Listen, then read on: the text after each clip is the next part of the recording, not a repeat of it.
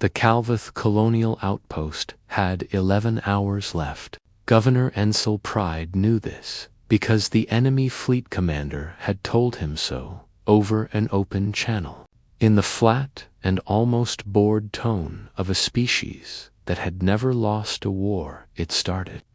"Surrender the outpost," the voice said, "and your people live as tenders. Refuse, and we glass the surface. 11 hours. Choose." Pride cut the channel and looked around the command bunker. 43 colonists were crammed into a room built for 15. Half of them were farmers. A quarter were children. The rest were engineers who had come out to the frontier to build irrigation systems, not fight off the Draxial Dominion. "Where's the coalition fleet?" asked Denise Okafor, the outpost's chief engineer, though everyone in the room already knew the answer. 4 days out, Pride said, minimum. Nobody said anything else for a long moment.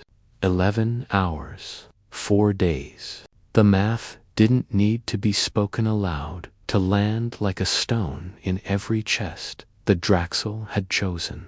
Kolvath precisely because it sat outside every treaty boundary, too far from the coalition's core worlds to matter, too small to be worth a rescue fleet's fuel budget.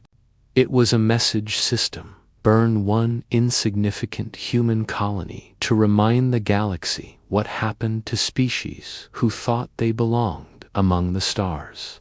"Then we hold 11 hours, said Tomas Reyes, the outpost's retired Marine turned grain silo supervisor.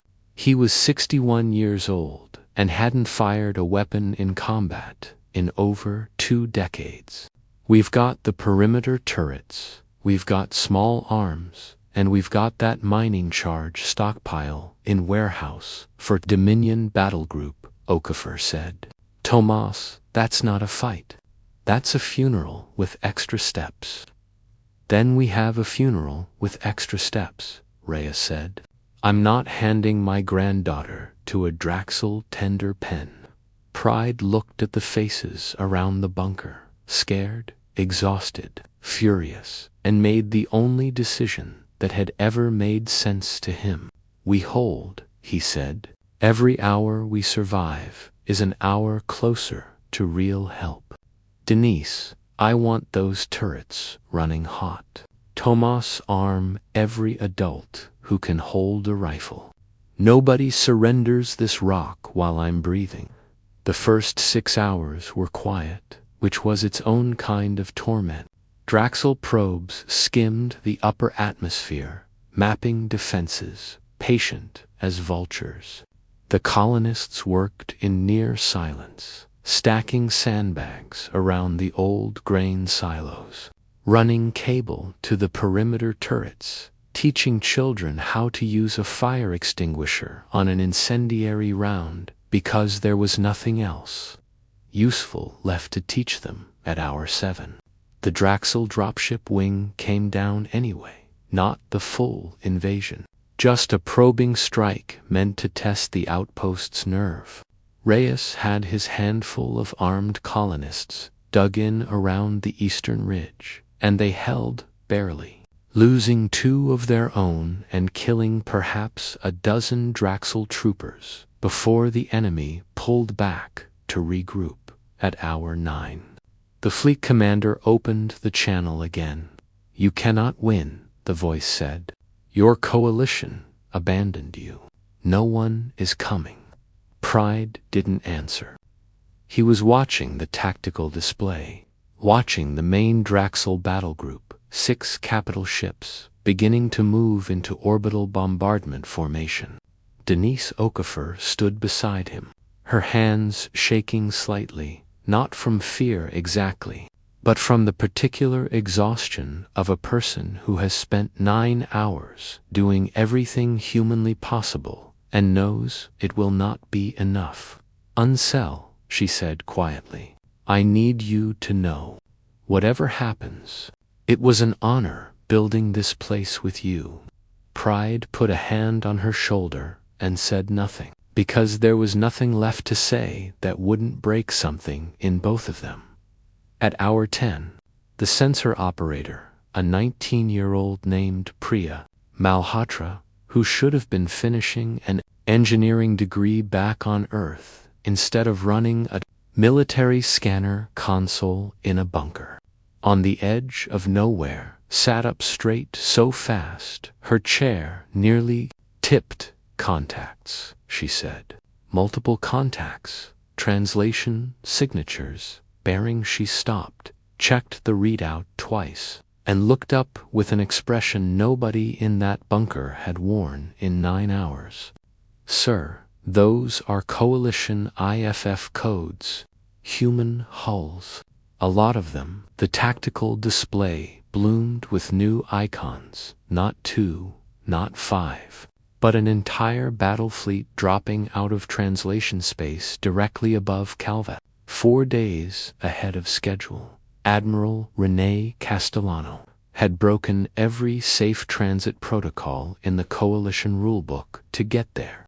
Her flagship, the USS Cold Harbor, lead 9 capital ships through a translation corridor that naval engineers back home would later call reckless, dangerous, and, in the words of one exhausted analyst, the kind of thing you only try when giving up isn't in your species' vocabulary. She hadn't waited for orders.